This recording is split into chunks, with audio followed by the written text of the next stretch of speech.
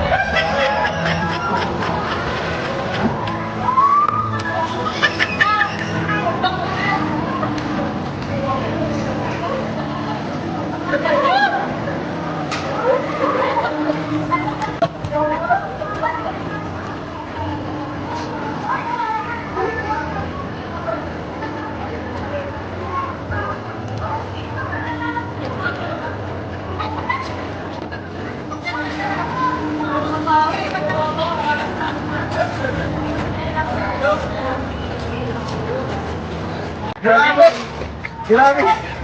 Para akong lumipad! Tuwas yung pit natin, no? Nanginginig ako eh. Kasi paano pa isang ito para ako? Ibang klase! Baka pikit na nga lang ako kanina. Ako hindi, nakapikit. Ganda pa sa taas, ano? Grabe yung pakiramdam! Go Magic! Yan na po, masakay kami dyan! Belong with me. Kung ano ako'y tanggap mo na, hindi ka rin nag-alala. Grabe at napaka-intense naman talaga ng kanilang sinakyan noon dahil parang humiwalay ang kaluluwa nila Kalingap Edu at Ate Viancy sa kanila dahil hindi nila inaasahan na ganun pala kataas ang tower na yun. Ngunit syempre na-survive pa rin nila. Yan na po, masakay kami dyan! Belong with me.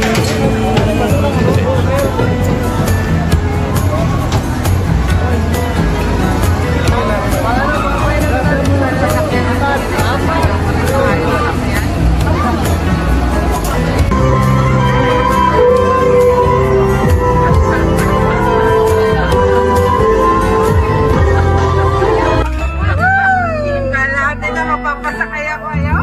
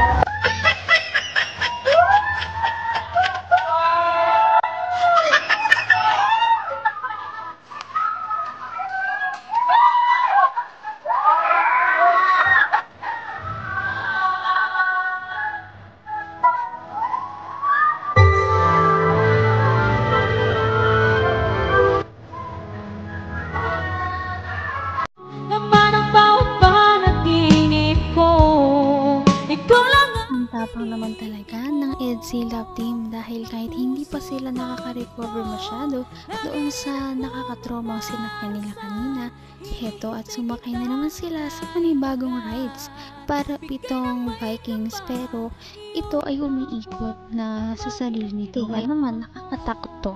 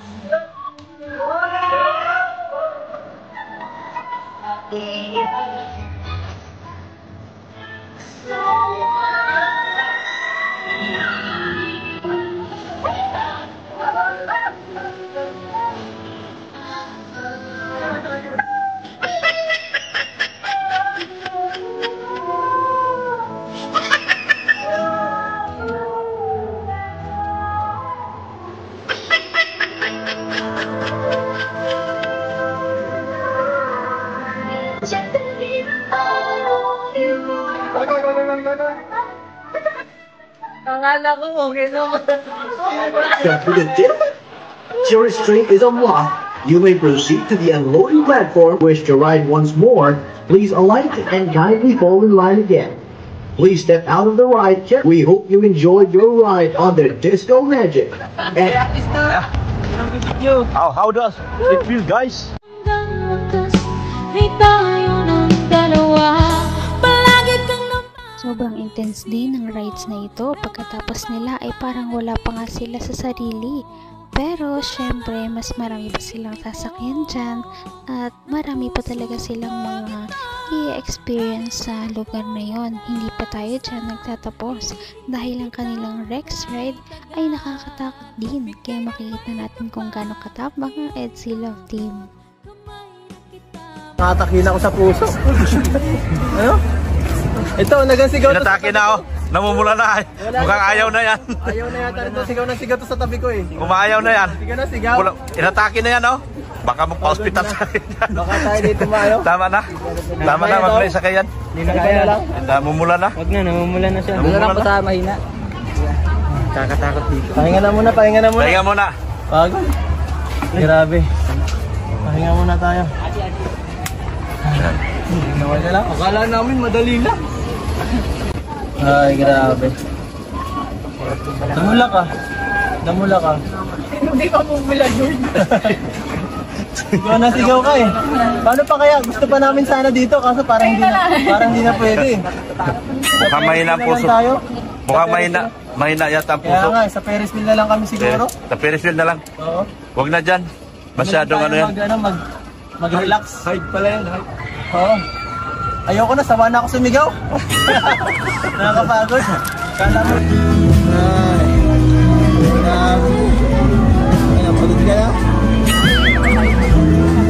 Tama naman. Okay, dami mo. Pagod yan eh. Kaya mo ba eh. Ilang minuto ba tayo pahinga dito? 4 na. Isang oras? Isang oras ang ano? Parang napagod nga sila sa kanilang sinakyan kaya medyo nagpahinga muna silang dalawa. At nakakatuwa dahil parang magkasandal na nga silang dalawa na nagpapahinga. Siyempre, nakakatakot din yung mga sinakyan nila kanina, ngunit may mas ikakatakot pa yan sa ating mga susunod na video. Doon natin nire-reveal ang mga next nilang mga sinakyan. Napaka-sweet talaga nila at napakabait ng tambalang ito kaya maraming sumusuporta. Kaya naman sana ipatuloy natin silang suportahan at mahalin si Viancy, si Kalingap Edu at ang Kalingap Team. Yun lamang at maraming salamat sa panonood. Abangan natin kung magkakatuluyan ba talaga si Kalingap Edu at Viancy. Hanggang sa muli! Bye! Ngayon'y abot